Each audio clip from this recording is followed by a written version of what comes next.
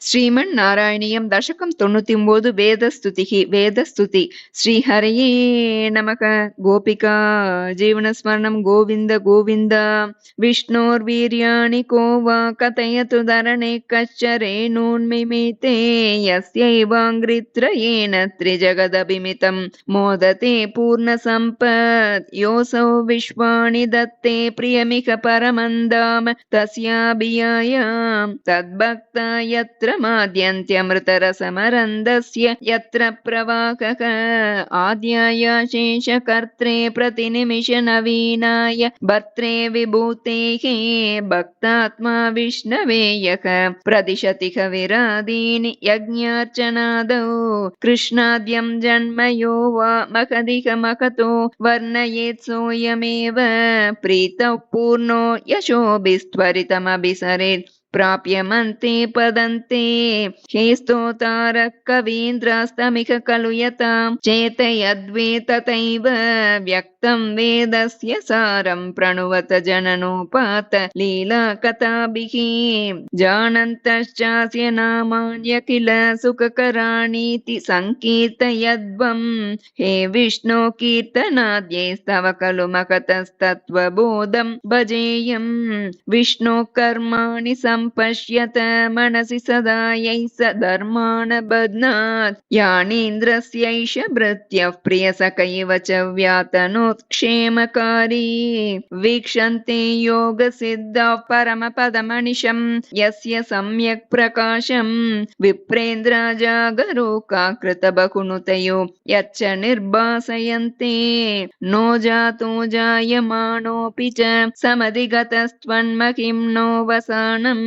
देवश्रेयांसि विद्वान् प्रतिमुहुरपि ते नाम शंसामि विष्णो तं त्वां संस्तौमि नानाविधनुते वचनैरस्य लोकत्रयस्यापि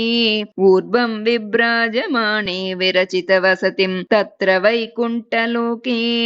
आपसृष्ट्यादिजन्यौ प्रथममयि विभो गर्भदेशे ददुस्त्वां यत्र त्वय्येव जीवा जलशयनकरी संगता ऐक्यमापन् तस्याजस्य प्रभो ते विनिहितमभवत् पद्ममेकं हि नाभौ दिक्पत्रं यत्किलाहु कनकधरणिभृत् कर्णिकं लोकरूपं हे लोका विष्णुरेतद्भुवनमजनयत्तन्न जानीत यूयं युष्माकं ह्यन्तरस्थं किमपि तदपरं विद्यते विष्णुरूपं नीकारप्रख्यमाया परिवृतमनसो मोहितानामरूपैः प्राणप्रीत्यैकतृप्ता शरतमकपराहन्तने च मुकुन्दे मूर्नामक्ष्णां पदानां वहसि खलु सहस्राणि सम्पूर्य विश्वं तत्प्रोत्क्रम्यापि तिष्ठन् परिमितविवरे भासि चित्तान्तरेऽपि भूतं भव्यं च सर्वं परपुरुष भवान् किञ्च देहीन्द्रियादिषु आविष्टोऽप्युद्गतत्वात् अमृतसुखरसं चानुभुङ्क्षि त्वमेव यत्तु त्रैलोक्यरूपं दददपि च ततो निर्गतोऽनन्तशुद्ध ज्ञानात्मा वर्तसे त्वं तव खलु महिमा सोऽपितावान् किमन्यत् स्तोकस्ते भागये वा किल भुवनतया दृश्यते त्र्यंशकल्पं भूयिष्ठं सान्द्रमोदात्मकमुपरि ततो भाति तस्मै नमस्ते अव्यक्तं ते स्वरूपं दुरधिगमतमं तत्तु शुद्धैकसत्त्वं व्यक्तं चाप्येतदेव स्फुटममृतरसाम्बोधि कल्लोलतुल्यं सर्वोत्कृष्टामभीष्टां तदिह गुणरसेनैव चित्तं हरन्ते